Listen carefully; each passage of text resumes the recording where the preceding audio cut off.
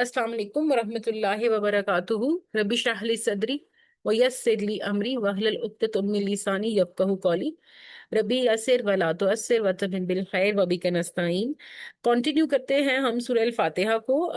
हमारा जो ये छोटा सा एक जर्नी है जिसका नाम है रोशन राहें, कुरान की रोशनी में जिंदगी के रास्ते। और आपको पहले भी बताया था कि ये कुरान को हम इस तरह यहाँ से लेके पढ़ेंगे कि मीनिंग ट्रांस इसकी जो है वो word to word meaning translation, तफसीर, और फिर दूसरी बात ये कि इसके रूट वर्ड्स। तो अभी हमने कल भी इसके रूट वर्ड्स देखे थे, आज भी अभी हम इसके रूट वर्ड्स ही देखेंगे। वंस जबकि इसके रूट वर्ड्स खत्म हो जाएंगे तो फिर हम इसका देखेंगे कि इसका नजूल कैसे हुआ, इसके से रिलेटेड कोई हदीस से अगर मिलती है तो वो क्या है, इसकी तफसीर क्या है, वो फिर हम बाद में देखेंगे। तो कल हमने कर लिया था, तीसरी आयत तक कर लिया था। और यहाँ पे जब हम पहुंचे थे अल्हम्दुलिल्लाहि रब्बिल आलमीन, तो मैंने आपको ये बताया था कि आलमीन का मतलब, आलमीन आलम की जमा को कहते हैं। तो जब आलमीन का मतलब ये है कि बहुत सारे आलम और भी हैं, ये सिर्फ यही आलम नहीं है, ये सिर्फ एक जहान यही नहीं है जहाँ पे हम बस रहे हैं। ऐसे और बहुत सारे जहान हैं जिनके बारे में हमें नहीं पता। फिर देखिए, हम सात आसमान है, हमें तो सिर्फ पहले आसमान को ही देखा है ना, यहाँ पे जहाँ पे सितारे हैं, जहाज उड़ते हैं, सूरज है, चांद है। इससे इस आसमान के पीछे जो बाकी छह के आसमान है, हमें उनके बारे में नहीं पता कि उनमें क्या है, अभी वो मुसख्खर नहीं हो सके। तो अल्हम्दुलिल्लाह रब्बिल आलमीन यानी कि अल्लाह की तारीफ है, अल्लाह का शुक्र है, सिर्फ अल्लाह का शुक्र है, सिर्फ अल्लाह ही की तारीफ है जो कि रब है तमाम आलमीन का, तमाम जहान का। और रब का मतलब क्या होता है? पालने वाला, परवरिश करने वाला। तो अल्लाह सुब्हानहू व तआला तमाम जहानों को पाल रहा है, तमाम जो है वो जहानों की परवरिश कर रहा है। फिर आप देखें कि ये अल्हम्दुलिल्लाह जो है, हम हर कामयाबी पर भी कहते हैं। जरूरी तो ये मोस्टली तो यही होता है कि जैसे ही हमें कोई कामयाबी मिलती है तो हम कहते हैं अल्हम्दुलिल्लाह, या कोई हमें कोई ब्लेसिंग मिली या कुछ भी, हम अल्हम्दुलिल्लाह कहते हैं। जबकि अल्हम्दुलिल्लाह एक ऐसी चीज है जो हर हाल में आपको कहनी है। अच्छे, अगर कोई अल्लाह सुब्हानहू व तआला की तरफ से कोई दुख आ गया तो उसमें भी आप अल्लाह का शुक्र अदा करेंगे, अल्लाह ही की तारीफ करेंगे। और अगर आपकी जिंदगी में कुछ सुख आ गया तो तब आप अल्लाह की तारीफ करेंगे। तो दुनियावी असबाब को असल जरिया ना समझिए आप, कि भाई दुनिया में आपको कोई चीज छिन गई है तो उस पर आप अल्हम्दुलिल्लाह नहीं कह सकते, क्योंकि आपको नहीं पता कि अल्लाह सुब्हानहू व तआला की किसी चीज के पीछे क्या हिकमत है, किस चीज के छीनने के पीछे अल्लाह सुब्हानहू व तआला की क्या हिकमत है। तो यहाँ से हम ये सोचेंगे कि हम जैसे हम देखें पढ़ रहे हैं ना, हमने सूरह अल फातिहा में हम नमाज में पढ़ते हैं कि अल्हम्दुलिल्लाह रब्बिल आलमीन, सारी तारीफें सारा शुक्र अल्लाह के लिए है। तो हम बाय वर्ड्स तो कहते हैं, ठीक है। अब हमने ये सोचना है अपनी लाइफ के अंदर कि ये जो हम अपने मुंह से कह रहे हैं कि हम अल्लाह का शुक्र अदा कर रहे हैं जो तमाम जहानों का पालने वाला है, क्या हम एक्चुअल में अल्लाह सुब्हानहू तआला के शुक्रगुजार बंदे हैं अपने बाकी पूरे दिन में? इन पांच नमाजों के अलावा जब हम अल्लाह से कह रहे हैं कि हाँ जी हम शुक्र अदा करें, क्या आप एक्चुअली शुक्र अदा कर रहे हैं? क्या हमारे अमल में शुक्र है कि हम बस हर वक्त मुंह पे आके बैठे रहते हैं कि भाई वैसे हम सिर्फ बाय वर्ड कहते हैं अल्हम्दुलिल्लाह, या वाकई इसके अंदर कोई शुक्र की या शुक्रगुजारी की फीलिंग्स मौजूद हैं? कि हम हर वक्त शिकायत तो नहीं करते रहते अल्लाह से कि मुझे ये मिल जाता तो क्या था, काश के ऐसे हो जाता, काश के वैसे हो जाता। तो ये हमने मुहासबा करना है। और अगर हमारे मुहासबे का रिजल्ट ये आए कि नहीं मैं तो शिकायतें करती हूँ अल्लाह से, तो मुझे अपने आप को बेहतर करना पड़ेगा। नेक्स्ट टाइम जब भी हम नमाज पढ़ें और ये लफ्ज आए कि अल्हम्दुलिल्लाह रब्बिल आलमीन, तो हमें सोचना है इस बात को, पूरे दिल से कहना है कि हाँ मुझे अल्लाह ने जो भी ब्लेसिंग्स दी हैं उन सब पे अल्लाह सुब्हानहू तआला का शुक्र है। तो दिल, ये जो शुक्र है ये क्या करता है? हमारे अमाल, हमारा जो अमाल नाम है उसको भर देता है, उसकी नेकियों को भर देता है। दिल आजिज़ी कनात और अल्लाह से वाबस्तगी की तरफ माइल होता है, और इसका ये सबसे बड़ा रूहानी फायदा है। और सबसे बड़ा बेनिफिट ये भी है कि अल्लाह सुब्हानहू तआला ने खुद कहा है कि जो मेरा शुक्र अदा करता है मैं उसे और नवाजता हूँ। तो कितनी ही अच्छी बात है। एक तो पॉजिटिविटी भी है इसके अंदर, और दूसरा अल्लाह सुब्हानहू तआला से अगर कोई चीज लेनी है तो उसका तरीका ये है कि शुक्र अदा करें। फिर हमने रहमान और रहीम को देखा था। रहमान क्या था? कि मुसलसल अता करने वाला, सॉरी बिन मांगे अता करने वाला। और रहीम क्या था? मुसलसल उनकी रहमतें, अल्लाह सुब्हानहू तआला की रहमतें मुसलसल हमारे ऊपर आ रही हैं। तो अल्लाह की रहमत दुनिया और आखिरत दोनों में वसी है। आपको पता है दुनिया में तो अल्लाह ने जो हमें रहमतें दी हैं वो दी हैं, जैसे हमारे माँ बाप, हमारे रिश्ते, खाना पीना, हर चीज इस किस्म की वो तमाम इसमें आ रही है। आखिरत में भी तो हमें अल्लाह सुब्हानहू तआला देंगे ना, कि जन्नत को इतना सजाना, हम लोग जन्नत में जाएंगे, तरह तरह के फल, तरह तरह के मशरूबात, تو آخرت اور میں بھی اللہ سبحانہ تعالیٰ کی رحمت ہوگی تو ہم جنت میں جا سکیں گے نا. تو ہر حال میں اللہ کی رحمت پر ہمیں اعتماد رکھنا ہے. اگر ہمارے ساتھ کچھ برا ہو رہا ہے تو ہم یہ نہیں سوچنا کہ اللہ سبحانہ تعالیٰ ہمارے ساتھ ایسا کیوں کر رہے ہیں، بلکہ ہمیں یقین ہونا چاہیے کہ یہ بھی اس رحمت کا ایک حصہ ہے. اب آگے جا کے ہمیں پتا چلے گا کہ یہ جو پچھلی رحمت تھی جو ہمیں نہیں پسند آ رہی تھی، اس میں کتنا ہی کوئی بڑی جو ہے وہ راز پنہا تھا. تو کیا میں دوسروں کے ساتھ بھی رحم دل ہوں؟ دیکھیں جیسا اللہ سبحانہ تعالیٰ خود ہوتے ہیں، کیونکہ ہمارے اندر اللہ سبحانہ تعالیٰ نے اپنی روح پھونکی ہے، ٹھیک ہے. تو جیسے اللہ سبحانہ تعالیٰ خود ہوتے ہیں نا، ویسے ہی وہ چاہتے ہیں کہ ان کی عوام بھی آگے سے ان کی جو ہے وہ بندہ بھی ہو. تو چونکہ اللہ سبحانہ تعالیٰ خود رحم دل ہے، وہ رحم کرتے ہیں، تو اس لیے وہ چاہتے ہیں کہ لوگ بھی رحم کریں. اللہ کی مہربانی کا گہرا یقین مایوسی سے نجات دیتا ہے، اور جو مایوسی ہوتی ہے وہی انزائٹی اور ڈپریشن. جب بھی آپ کو انزائٹی ہو، ڈپریشن ہو، آنے والے وقت کا وسوسہ ہو، اور مختلف چیزیں سے آپ گھبرا جائیں، تو ذہن میں رکھیں رحمان اور رحیم، کہ اللہ رحمان بھی ہے اور رحیم بھی ہے.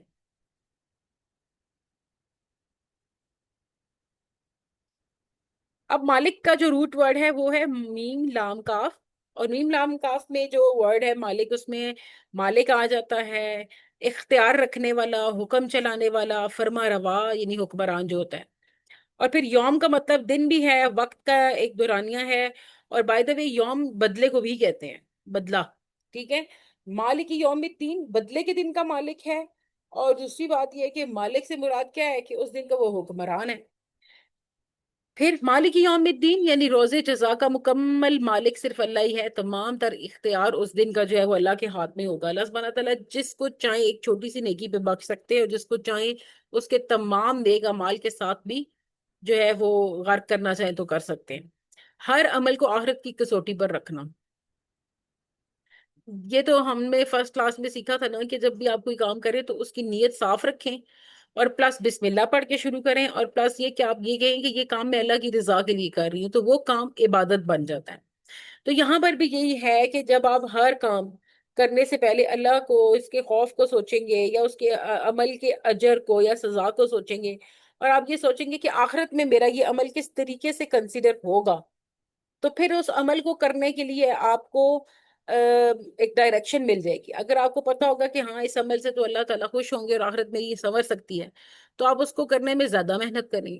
اور کوئی عمل اگر آپ کو یہ بتا دے کہ اس عمل سے تو اللہ ناراض ہو جائے گا، تو ڈیفینیٹلی وہ آپ اس عمل سے پیچھے ہٹنے کی کوشش کریں گے. تو اب میں نے یہ دیکھنا ہے محاسبے میں کہ کیا میں اللہ کے سامنے جواب دہی کا شعور رکھتی ہوں. مالک یوم الدین کا تو میں اظہار تو کر رہی ہوں کہ یہ اللہ جو ہے، اللہ سبحانہ تعالیٰ اس بدلے کے دن کا مالک ہے. لیکن اب مجھے یہ سوال اپنے آپ سے کرنا ہے کہ کیا میں اس چیز کے لیے تیار ہوں کہ جب بدلے کا دن آئے گا تو میں نے کیا جواب دینا ہے؟ میرے ہاتھ کیا جواب دیں گے، میرے کان، میرے ناک، ہر چیز کے بارے میں کیا یہ سب تیار ہیں؟ کیونکہ انہوں نے جواب تو دینا ہے نا. تو جب مالک یوم الدین آپ پڑھیں گے تو آپ نے اپنے دل میں خوف خدا کو لے کے آنا ہے. اور آپ نے یہ بھی یقین رکھنا ہے کہ اللہ رحیم ہے، رحمت والا ہے، رحمت بھیجتا ہے. عدل پر یقین رکھنا ہے آپ نے، کہ نیکی کی لگن ہونی چاہیے، کہ چونکہ یہ دن آنا ہی آنا ہے تو مجھے اس دن کی تیاری بھی کرنی ہے. اور مجھے یہ بتا دے کوئی بندہ کہ کیا مجھے یہ بات پتا ہے کہ میرا کل کا دن ہوگا ادھر اس دنیا میں؟ کیا پتا میرا کل، آج آخری دن ہو، کیا پتا کل میرا آخری دن ہو، کیا پتا پرسوں میرا آخری دن ہو. تو یہ تو وہ چیز ہے جس کی تیاری مجھے ہر لمحہ کرنی ہے نا. مجھے نہیں پتا کہ میں نے کب چلے جانا ہے. تو اس لیے عدل پر یقین رکھتے ہوئے، نیکی کی لگن رکھتے ہوئے مجھے اس دن کی تیاری کرنی ہے. اور اگر کوئی میرے ساتھ برا کرے گا تو بھی مالک یوم الدین، مجھے اس بات کا احساس ہونا چاہیے کہ اس بندے کے ساتھ آگے یہ جو دن ہوگا نا، روز جزا جسے ہم کہتے ہیں، اس دن میرے ساتھ انصاف ہو جائے گا. آیا نمبر 5 میں کیا ہے کہ روٹ ورڈ ای کا، اور کا جو ہے وہ ہم تیری، صرف تجھ ہی کو، تیرے ہی حضور، صرف تو ہی تاکید کے لیے مقدم ضمیر ہے. آپ دیکھیں کہ کا، ویسے تو ہم یہ بھی کہہ سکتے ہیں کہ یا اللہ ہم تیری عبادت کرتے ہیں، لیکن اس میں ایک خلا ہے. یوں بھی ہو سکتا ہے کہ تیری بھی کرتے ہیں، اس کی بھی کرتے ہیں، اس کی بھی، اے بی بی سی کی بھی کرتے ہیں. لیکن جب ہم نے یہ کہہ دیا نا کہ ہم صرف تیری عبادت کرتے ہیں، تو اس کا یہ مطلب ہے کہ ہم صرف اور صرف اللہ ہی کی عبادت کر رہے ہیں، اب مزید کسی اور کی گنجائش نہیں ہے. ٹھیک ہے. اور نہ ابدو، نہ کا مطلب ہے کہ نہیں، اور عبد، عین بے اور دال، عبد، عبد کیسے نکلا ہے؟ عبادت بھی ہوتا ہے، اس سے بندگی بھی ہوتا ہے، اور مکمل عاجزی کے ساتھ جھکنے کو بھی عبد کہتے ہیں. اطاعت کرنے کو بھی اب کہتے ہیں، اب مختلف اس کے معنی ہیں، عبادت، بندگی، اطاعت، مکمل عاجزی، سب کچھ اسی سے بن رہا ہے۔ پھر نستعین کو دیکھیں کہ نستعین میں عین، واو اور نون، یہ تین لفظ اس کے روٹ ورڈ ہیں۔ ہم مدد مانگتے ہیں، سہارا لیتے ہیں، مدد طلب کرتے ہیں، تعاون اور قوت چاہتے ہیں صرف تجھ سے۔ ایاک نعبدو و ایاک نستعین، یعنی کہ صرف آپ سے ہم جو ہے وہ مانگتے ہیں، تیری یعنی کہ مدد مانگتے ہیں، اور پھر اس کے بعد و ایاک نستعین، کہ صرف تجھ سے ہی مدد مانگتے ہیں، تیری ہی عبادت کرتے ہیں اور صرف تجھ سے ہی مدد مانگتے ہیں۔ کا مراد کیا ہے کہ اب تیسرے کسی بندے کی گنجائش نہیں رہی، ہم اپنے آپ کو ہر طرح کے شرک سے پاک کریں۔ اب سوال یہ پیدا ہوتا ہے کہ یہاں پر تو ہم اظہار کر رہے ہیں 5 ٹائم کی نمازوں میں کتنی دفعہ جتنی بھی رکھتے پڑھ رہے ہیں کہ ہم کیا کر رہے ہیں کہ یا اللہ صرف تجھی سے تیری عبادت کرتے ہیں، صرف تجھ سے مدد مانگتے ہیں۔ لیکن کیا ایسا ہے کہ میں دن بھر میں لوگوں کی مدد نہیں مانگتی؟ کیا کہیں پر کوئی مسئلہ آتا ہے تو میں یہ تو نہیں سوچتی کہ فلاں بندہ میرے اس مسئلے کو حل کر دے گا اور اس کے علاوہ کوئی ہے نہیں ایسا جو مسئلے کو حل کرے؟ تو یہ چیز مجھے سوچنی پڑے گی، مجھے محاسبہ کرنا پڑے گا۔ بس یہی توحید ہے کہ صرف اللہ کی عبادت اور صرف اسی سے ہی مدد مانگنی۔ یہ جہاں پر آپ سوچ لیں گے نا کہ میری جاب فلاں بندہ لگوا سکتا تھا لیکن اسے لگوائی نہیں ہے، یا فلاں کی وجہ سے میری جاب ہو گئی ہے، یا میں ڈاکٹر کے پاس پہنچ جاتی تو میں بچ جاتی کیونکہ وہ میری مدد کرتا، میری جان بچا لیتا، یا کچھ بھی، یہاں پر آ کے آپ کا شرک شروع ہو جائے۔ ٹھیک ہے؟ آپ نے جب کہہ دیا نا اپنے منہ سے کہ صرف اللہ کی عبادت اور صرف اسی سے مدد، تو پھر عبادت بھی صرف اسی کی ہوگی، اپنی خواہشات کی عبادت نہیں ہوگی۔ پھر نیند آئے گی تو نیند سونا نہیں ہے، پھر اللہ کی عبادت ہے کہ اللہ سب سے آگے ہے، پھر نیند کو قربان کرنا پڑے گا۔ نیت خالص اللہ کے لیے اور ہر معاملے میں اسی سے رجوع کرنا ہے۔ اور کیا میں واقعی اللہ ہی کو معبود مددگار مانتی ہوں؟ دیکھیں بے شک ہم بتوں کی پوجا نہیں کرتے، لیکن اور کسی چیز کی پوجا، جیسے میوزک کی پوجا تو نہیں کر رہی کہ اللہ کے حکم کے، اللہ نے جب کہہ دیا کہ یہ حرام ہے تو کہیں میں اس کے پیچھے تو نہیں پڑی، اس کے ساتھ تو نہیں چل رہی۔ تو کہنے کا مقصد یہ ہے کہ ہر طرح کی چیز، ایک منٹ سوری، کیا ہوا ہے؟ سوری سوری، ادھر آؤ۔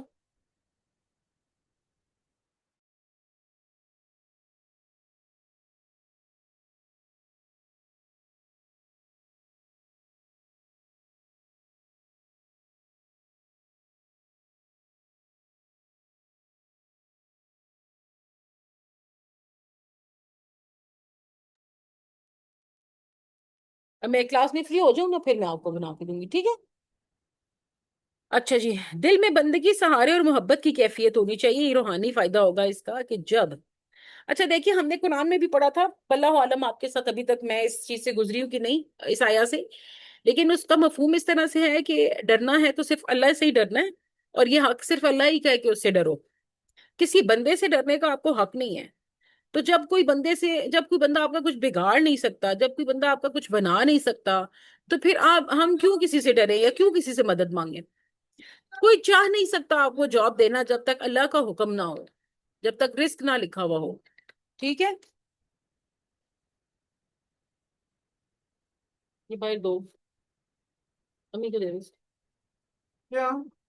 اچھا جی، آیا نمبر 6 میں اہدنا الصراط المستقیم۔ اب دیکھیں یہاں پر ہم کیا کر رہے ہیں، اب ہم یہاں پر اللہ سبحانہ تعالیٰ سے سیدھا راستہ مانگ رہے ہیں۔ تو سوال یہ پیدا ہوتا ہے کہ جب ہم سیدھا راستہ مانگ رہے ہیں تو کیا ہم سیدھے راستے پر چل بھی رہے ہیں؟ یہاں پہ تو ہم کہہ رہے ہیں، اقرار کر رہے ہیں کہ یا اللہ مجھے سیدھا راستہ دکھا، اور اللہ دکھاتا بھی ہے۔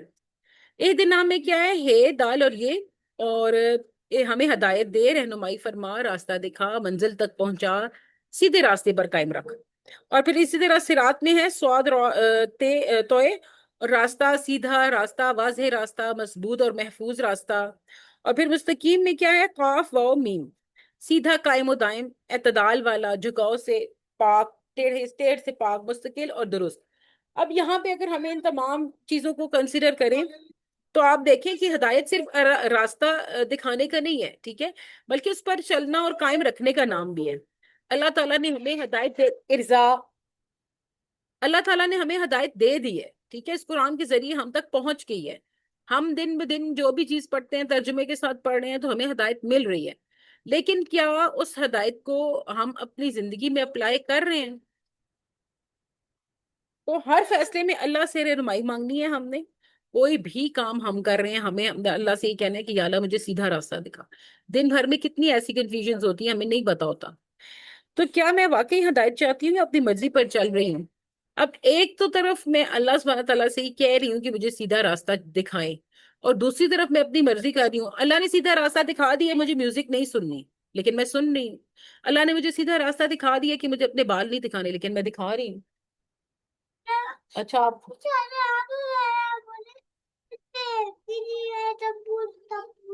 اچھا آپ چپ کر جو میں آپ کو سارے دے دوں گی، آپ مجھے ابھی تنگ نہیں کر۔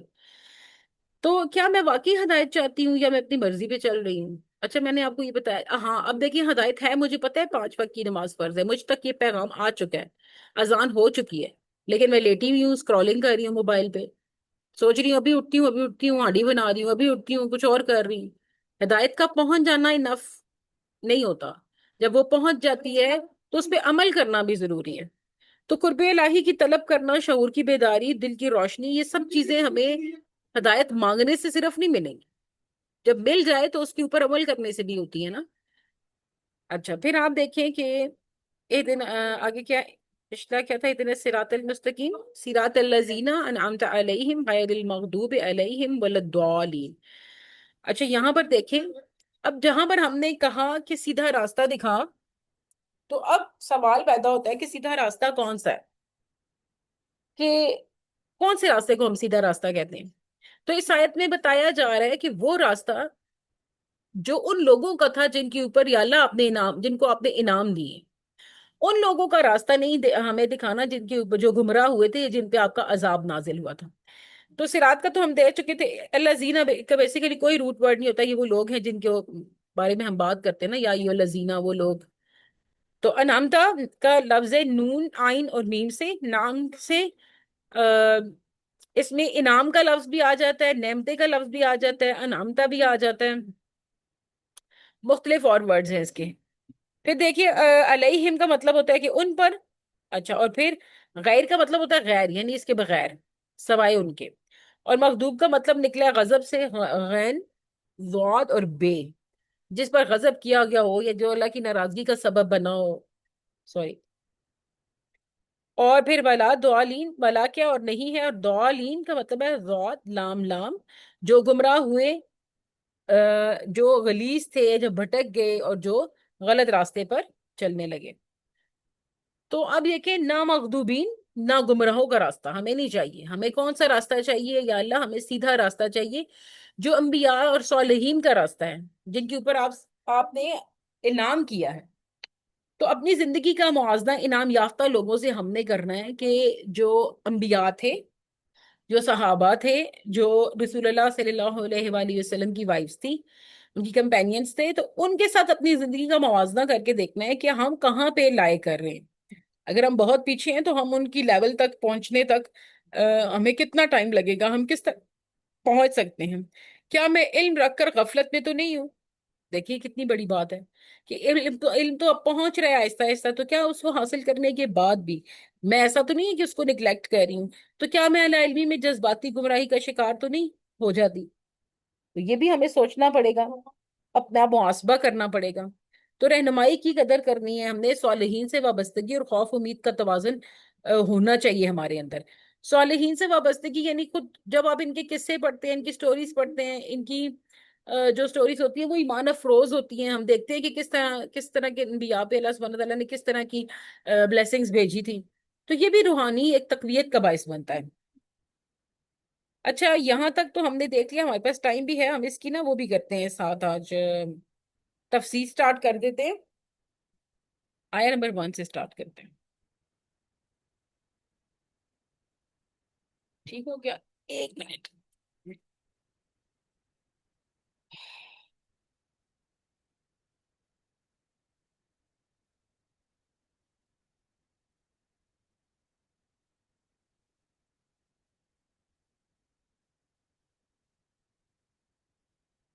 دیکھیے یہ بات تو ہم سب جانتے ہی ہیں نا کہ فاتحہ کا کیا ہے، فتحہ یعنی افتتاح جیسے ہوتا ہے، کسی چیز کا افتتاح کرنا۔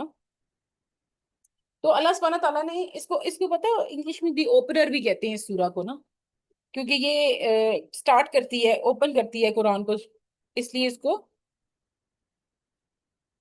فتح بھی کہتے ہیں، سورہ الفاتحہ بھی کہتے ہیں۔ اس کے علاوہ اس کو ام القرآن بھی کہتے ہیں، پورے تمام قرآن کی جو ام ہے یعنی کہ ماں ہے وہ سورہ الفاتحہ ہے۔ اس کو جو ہے وہ شفا کے لیے بھی استعمال کیا جاتا ہے، یہ باتیں تو ہم کو تقریباً سب کو پتہ ہی ہیں۔ اب ایک بات آپ کو میں بتاؤں کہ سورہ الفاتحہ جو ہے وہ بے شک قرآن کریم کی جو مختصر صورتیں تقریباً ان میں سی ہے نا، کیونکہ سات ہی تو اس کی آیات ہیں، کل 7 آیات ہیں۔ اور یہاں پر یہ بات بھی بتاؤں گی آپ کو کہ یہ بھی بہت سارے لوگوں کو نہیں پتا کہ جو بسم اللہ الرحمن الرحیم ہے وہ سورہ الفاتحہ کا ہی حصہ ہے، ٹھیک ہے، کیونکہ اسی کو ملا کے ہی یہ ٹوٹل 7 آیات بنتی ہیں۔ تو جب میں تو پہلے یہ غلطی کرتی تھی، مجھے آپ کا نہیں پتا، اگر آپ نماز پڑھتے ہیں اور نماز میں جب ہم ہر رکعت میں الحمدللہ پڑھنا شروع کرتے ہیں تو ہم سٹارٹ کرتے تھے الحمدللہ رب العالمین، نو، اس سے پہلے آپ کو بسم اللہ پڑھنی ہے، کیونکہ بسم اللہ الرحمن الرحیم از اے پارٹ آف سورہ الفاتحہ، یہ بات آپ نے یاد رکھنی ہے۔ تو اب میں آپ کو یہ بتا رہی تھی کہ بے شک یہ مختصر صورتوں میں سے ہے، لیکن یہ قرآن حکیم کی عظیم ترین صورت میں سے ہے۔ اس کو ام القرآن کہا جاتا ہے، اساس القرآن بھی کہا جاتا ہے، یہ پورے قرآن کی جڑ ہے، ٹھیک ہے، اور وہ اساس کی حیثیت رکھتی ہے۔ اس کو الکافیہ بھی کہا جاتا ہے، یعنی کہ یہ کفایت کرنے والی ہے، اور اس کو الشافیہ بھی کہا جاتا ہے کیونکہ یہ شفا دینے والی صورت ہے۔ دوسری بات آپ یہ بھی نوٹ کر لیجئے کہ یہ سورہ مبارکہ پہلی مکمل صورت ہے، یعنی کہ باقی صورتیں جو تھیں وہ ایک ایک کر کے آیت یا مختلف آیتیں کس ٹائم نازل ہوئی مختلف اوقات میں، لیکن یہ پوری ایک ہی دفعہ، یہ وہ صورت ہے جو پہلی دفعہ ہی پوری کی پوری نازل ہوئی تھی۔ اچھا، پھر آپ دیکھیں کہ سورہ الحجر میں ایک آیت ہے، اس کی یہ الفاظ آئے ہیں، اس میں یہ کہا گیا کہ ہم نے اے نبی صلی اللہ علیہ وآلہ وسلم، آپ صلی اللہ علیہ وسلم کو 7 ایسی آیات عطا کی ہیں جو بار بار پڑھی جاتی ہیں اور عظمت والا قرآن ہے۔ تو یہی اسی صورت کی بات کی گئی ہے وہاں پر بھی، کہ 7 ایسی آیات آپ کو دی ہیں، یعنی کہ قرآن پاک جس کو بار بار پڑھا جاتا ہے، کیونکہ یہ ہر موقع پہ پڑھی جاتی ہے۔ قرآن جب بھی ہم قرآن کھولتے ہیں تب بھی سٹارٹ اس کا ہے، اور جب ہم نماز پڑھتے ہیں تو ہر رکعت میں پڑھتے ہیں اس کو۔ تو اس کے ساتھ آیتیں دہرا دہرا کر پڑھی جاتی ہے نماز کی ہر رکعت میں۔ اور یہ سورہ مبارکہ خود اپنی جگہ پر ایک قرآن عظیم ہے، یعنی کہ کچھ تو ایسے بھی تھے علماء جو گزرے ہیں، ان کا یہ ہے کہ یہ ہی پورا، جیسے ہم کہتے ہیں نا کہ اگر صرف ہم اسی کو ہی ایک کنسیڈر کریں تو یہ بھی قرآن عظیم ہے جو اپنی سی ایک حیثیت رکھتا ہے۔ آپ دیکھیں کہ چونکہ اس میں اللہ کا شکر ہے، ٹھیک ہے، اس میں اللہ کی توحید بھی بیان ہوئی ہوئی ہے، اس میں آخرت کا یقین بھی ہے، اور اس کے علاوہ یعنی آخرت کا جب ہم مالک یوم الدین پڑھتے ہیں، اور پھر اس کے بعد روزہ جزا کا معاملہ آ جاتا ہے نا، صالحین میں سے ہوں گے ہم یا پھر یعنی ان لوگوں میں جو نیک ہیں ان کے ساتھ ہوں گے یا بد لوگوں کے ساتھ ہوں گے، تو وہ آخرت کے بعد والا معاملہ بھی موجود ہے۔ تو اسلام کے جو تمام بیسک کانسیپٹس ہیں نا وہ اس سورہ کے اندر موجود ہیں۔ پھر اس سورت کی ایک بات اور بھی ہے کہ مفسرین یہ کہتے ہیں کہ اس سورہ مبارکہ کو ہم 3 حصوں میں تقسیم کر سکتے ہیں، ٹھیک ہے، 3 حصوں میں اس کی اس طرح سے ڈویژن ہوگی کہ جو اس کی پہلی 3 آیات ہیں، بسم اللہ الرحمن الرحیم ہو گیا، الحمدللہ رب العالمین ہو گیا، اور الرحمن الرحیم، 3 آیات جو ہیں وہ حمد و ثنا کی ہیں، کیونکہ ہم اس میں کیا کر رہے ہیں، ہم اس میں اللہ سبحانہ تعالیٰ کی بزرگی بیان کر رہے ہیں، ہم بیان کر رہے ہیں، اور پھر جو اس کی آخری 3 آیات ہیں اس سے ہم اللہ سے دعا کر رہے ہیں، یہی دعا کرتے ہیں نا کہ یا اللہ میں سیدھا راستہ دکھا، اور وہ راستہ جو نیکوکاروں کا تھا، اور مطلب اس طرح سے۔ اور جبکہ جو درمیان کی چوتھی آیت ہے نا وہ بندے کا اپنے رب کے ساتھ ایک عہد و پیمان ہے، یا گویا اللہ اور بندے کا ہینڈ شیک ہے۔ آپ دیکھیں کہ یہ جو بات ہے نا، چوتھی آیت بنتی ہے 1 2 3 4 مالک یوم الدین، یا کا نام یہ ایاک نعبدو و ایاک نستعین، یہ وعدہ ہے ہمارا اور اللہ کے بیچ میں، یہ ایک ڈیل ہوئی ہے، ایک ایگریمنٹ سائن ہو گیا ہے کہ ہم صرف تیری ہی عبادت کرتے ہیں اور ہم صرف تجھ سے ہی مدد مانگتے ہیں۔ اب اگر یہ جو ایگریمنٹ ہوا ہے، یہ جو ہینڈ شیک ہوا ہے، اس سے اگر ہم ہل جاتے ہیں، ہم لوگوں کی مدد پہ یقین رکھتے ہیں، اور اگر ہم کسی اور کی عبادت، اپنی خواہشات کی عبادت کرتے ہیں، تو اس کا مطلب ہے کہ ہم بھٹک چکے ہیں۔ اچھا، پھر دیکھیں جز اول جو ہے جس میں ہم نے پہلی 3 آیات کا ذکر کیا تھا، تو وہ پہلی 3 آیات میں انسان کی طرف سے ان حقائق کا اظہار ہے جہاں تک وہ خود پہنچ گیا ہے، ٹھیک ہے، کیسے؟ یہ 3 آیتیں مل کر ایک جملہ بنتی ہے نا، اگر گرامر کے اعتبار سے بھی آپ دیکھیں تو یہ بڑی خوبصورت تقسیم ہے کہ پہلی آیتیں جو ہیں وہ 3 وہ مل کر ایک جملہ بناتی ہیں، جیسے کہ الحمدللہ ہو گیا، تو پھر کل تعریف جو ہے وہ کل حمد و ثنا بھی ہے وہ اللہ کے لیے ہے۔ اب سوال یہ ہے کہ اب وہ اللہ کون ہے جس کے لیے اتنی تعریف ہو رہی ہے؟ تو وہ رب کون ہے؟ وہ تمام جہانوں کا مالک ہے، پالنے والا ہے سب کو، اور جو رحمان ہے اور رحیم ہے، اور پھر کیا ہے کہ چونکہ اب اس کے بعد آنے والے جو کلمات ہے جیسے رب العالمین ہو گیا، رحمان الرحیم ہو گیا، مالک یوم الدین ہو گیا، تو وہ تمام چیزیں ایک ایک اسی طرح کا جملہ آگے چلا ہوا آ رہا ہے۔ اچھا یہاں پر آپ ایک بات اور نوٹ کیجئے گا، بلکہ آپ نے دیکھی بھی ہوگی، کہ جو پہلی آیت ہے بسم اللہ الرحمن الرحیم، اس میں بھی یہ لفظ اکٹھے آئے ہیں، الرحمن اور الرحیم، ایسا ہی ہے نا؟ اور پھر آپ دیکھیں کہ جو اس کے بعد الحمدللہ رب العالمین سے جو نیکسٹ آیت ہے الرحمن الرحیم، اس میں بھی یہ لفظ اکٹھے آئے ہیں۔ تو ایک ہی صورت میں دو دفعہ ایک ہی چیز کا آنا ڈیفینیٹلی یہ بہت اہمیت کا حامل ہے۔ اب آپ دیکھیں کہ دونوں جگہ اللہ کے لیے یہ نام استعمال ہوئے ہیں۔ اب اللہ کا نام بھی استعمال ہوا ہے بسم اللہ میں، آپ دیکھیں، اور پھر اس کے بعد الحمدللہ میں بھی اللہ کا نام یوز ہوا ہے، اور جب یہاں پر دو جگہوں پہ اللہ کا نام یوز ہوا ہے، اللہ کے 99 نیمز میں سے اللہ کا ایک نام دو دفعہ استعمال ہوا ہے، اور الرحمن الرحیم بھی دو دفعہ استعمال ہوا۔ تو آپ اس سے ایک بات اور دیکھیں کہ اللہ کو پسند ہے کہ اس کو اللہ کے نام سے پکارا جائے، ٹھیک ہے، کیونکہ اللہ تعالیٰ خود اس بات کو پسند کرتے ہیں، کیونکہ اس ایک لفظ کے اندر نا اللہ کے اندر اس کی تمام 99 صفات پوری ہو جاتی ہیں۔ اب دیکھیں کہ قرآن نے رحمان کا تذکرہ کرنا شروع کیا تو وہ حیران ہونے لگے کہ یہ رحمان کیا ہوتا ہے۔ آپ کو یاد ہوگا 30واں پارہ جب ہم نے کیا تھا تو سٹارٹ ہی کچھ اس طرح سے ہوا تھا نا کہ اما یتساءلون، یعنی یہ سوال کرتے ہیں کہ بھئی یہ آخرت کیا ہے، اور یہ حساب کتاب کیا ہے، اور یہ کیسے ہوگا، اور نہیں ہمیں تو یقین نہیں آ رہا تھا۔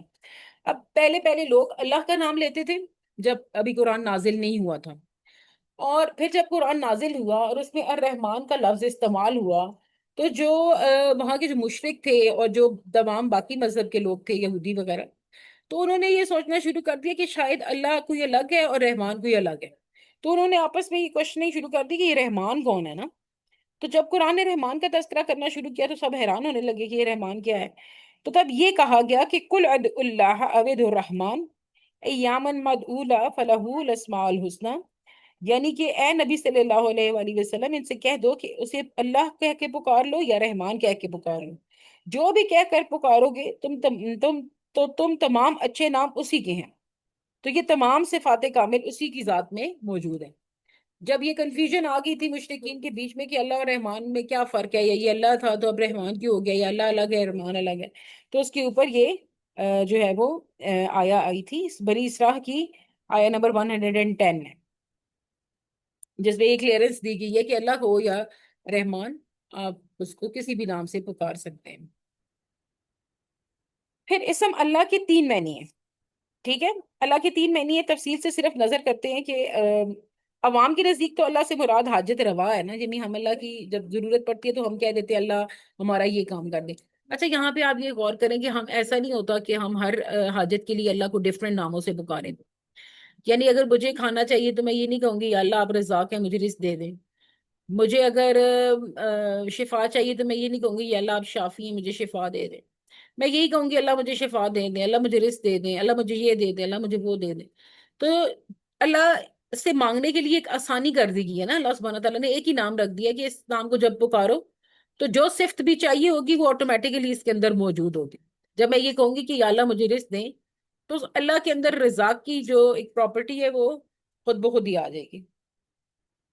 جس کی طرف انسان تکلیف اور مصیبت میں مشکلات میں رزق کے لیے اور اپنی ہر طرح کی حاجت کے لیے جو ہے وہ رجوع کرتا ہے۔ اور اللہ کا ایک اور مفہوم بھی ہے، وہ یہ ہے کہ وہ ہستی جو انسان کو سب سے زیادہ محبوب ہو، ٹھیک ہے۔ اور پھر یہ بھی آپ ذہن میں رکھیں کہ اللہ سبحانہ تعالیٰ جو ہے وہ وہ ایک ایسی ہستی ہے کہ جس کی طرف اپنی تکلیف و مصیبت کے رفع کرنے کے لیے اور اپنی تمام ضروریات کو پوری کرنے کے لیے ہم رجوع کرتے ہیں۔ یہ وہ ہستی ہے جس سے انتہائی محبت ہوتی ہے، اور جس کی ہستی کا ادراک ممکن نہیں ہے، کہ جس کے گناہ ہمارے فہم اور ہمارے تصور سے ماورا ہے، یعنی ہم تصور کرنا بھی چاہیں تو ہم تصور نہیں کر سکتے کہ یہ ہستی کس قسم کی ہوگی۔ ہم صرف ان کو ان کی صفات سے پہچانتے ہیں، ہم اللہ سبحانہ تعالیٰ کو ان کی صفات سے پہچانتے ہیں، جیسا کہ رحمان اور رحیم سے ہم نے ان کی صفات کا اندازہ لگایا ہے کہ رحمان کیا ہے کہ وہ بن مانگے عطا کرتے ہیں، اور رحیم یہ کہ وہ مسلسل عطا کرتے ہیں، انتہائی رحم کرنے والے، شدت ہے ان کے رحم میں۔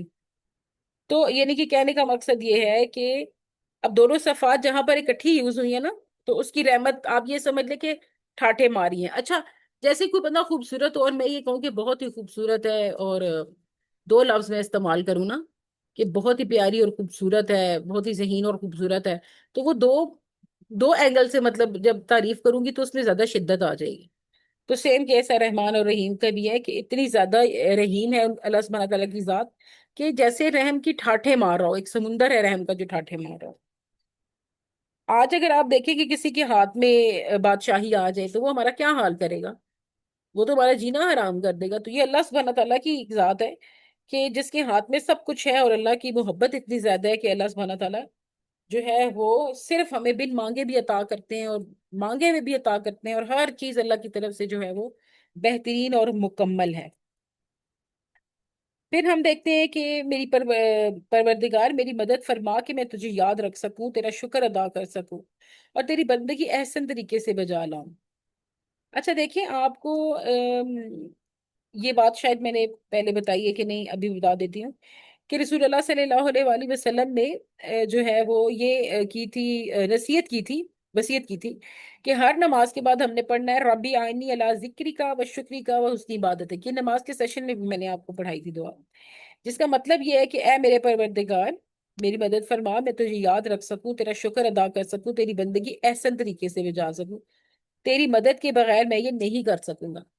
تو ہم جہاں پر یہ کہہ رہے ہیں، اتنی ساری باتیں کر رہے ہیں کہ ہم اللہ کی تعریف بھی کر رہے ہیں، ہم اللہ کا شکر بھی بجا لا رہے ہیں، ہم اللہ سے مدد بھی مانگ رہے ہیں، اور ان تمام چیزوں کے ساتھ ہم اگر نماز کے بعد یہ دعا کریں کہ ہمیں یہ سب چیزیں احسن طریقے سے کرنے کا موقع ملے، تو یہ بھی بہت ہی اچھی بات ہے. تبھی اس وصیت پر عمل کرتے ہوئے آپ کو ہر نماز کے بعد یہ دعا پڑھنی چاہیے. اور جب ایک بات اور بھی ہے کہ جب ہم کہتے ہیں نا ایاک نعبد و ایاک نستعین، اب دیکھیں ہے تو یہ ایک آیت ہے نا، لیکن یہ دو جملے بن رہے ہیں.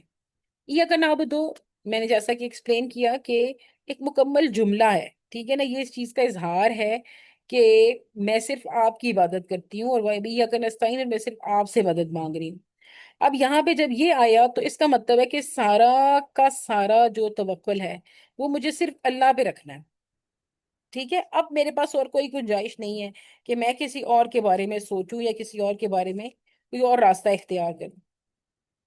پھر وہی بات ہے کہ ایاک نستعین بھی میں نے آپ کو بتا دیا. پھر جو آخری باتیں ہیں نا، جب ہم یہ کہتے ہیں کہ یا اللہ ہمیں سیدھا راستہ دکھا، یہ وہ، تو اس میں ہدایت جب ہم مانگتے ہیں تو ہدایت کے بارے میں آپ کو ایک بتاؤں کہ ہدایت کا ایک درجہ یہ بھی ہے کہ سیدھا راستہ بتا دیا جائے. ٹھیک ہے، سیدھا راستہ بتا دیا جائے. اور ہدایت کا دوسرا درجہ یہ ہے کہ سیدھا راستہ دکھا دیا جائے. پہلا ہے بتا دیا جائے، دوسرا ہے دکھا دیا جائے، اور پھر تیسرا اور آخری جسے ہم کہتے ہیں وہ یہ کہ انگلی پکڑ کر سیدھے راستے پر چلایا جائے، جیسے ہم بچوں کو لے کر جاتے ہیں. تو اب اسلام جو ایک ایسی چیز ہے نا جس نے ہمیں بتا بھی دی ہے اور دکھا بھی دی ہے. اب انگلی پکڑ کے تو لے کے جانے والا کوئی نہیں ہے نا ہمیں، وہ تو ہمیں خود ہی کرنا ہے سب کچھ. ایک ٹیچر پڑھانے والی آپ کو پڑھا سکتی ہے، آپ کے کانسیپٹس کلیئر کر سکتی ہے، آپ کو موٹیویٹ کر سکتی ہے، لیکن آپ نے جو کرنا ہے اپنی زندگی میں وہ خود کرنا ہے، وہ کوئی زبردستی تو نہیں کروا سکتا.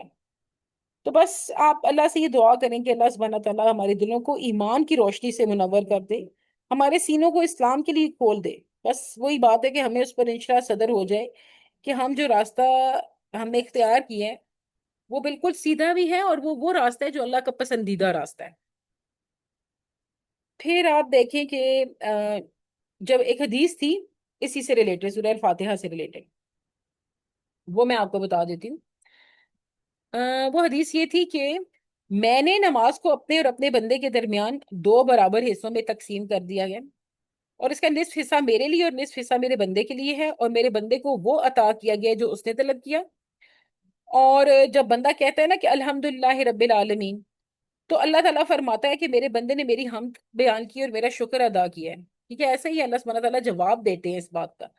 اور پھر جب ہم کہتے ہیں الرحمن الرحیم، تو اللہ سبحانہ تعالیٰ فرماتے ہیں کہ میرے بندے نے میری ثنا کی. اور جب بندہ یہ کہتا ہے نا مالک یوم الدین، تو پھر اللہ تعالیٰ فرماتا ہے کہ میرے بندے نے میری بزرگی اور بڑائی بیان کی ہے. اچھا، اور ایک مرتبہ آپ صلی اللہ علیہ وسلم نے یہ بھی فرمایا کہ میرے بندے نے اپنے آپ کو میرے سپرد کر دیا. جب میں نے یہ بات کہی مالک یوم الدین، تو اس کا مطلب ہے کہ میں نے اپنا آپ اللہ کے سپرد کر دیا. گویا یہ پہلا حصہ جو ابھی ہم نے ڈسکس کیا ہے وہ سارا کیا تھا کہ اللہ کے لیے ہے.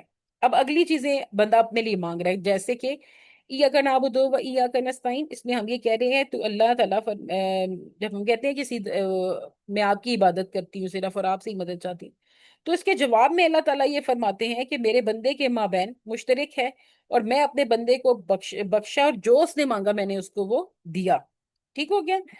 और फिर ये भी कि मैंने आपको कहा था ना ये कि हैंडशेक की तरह है।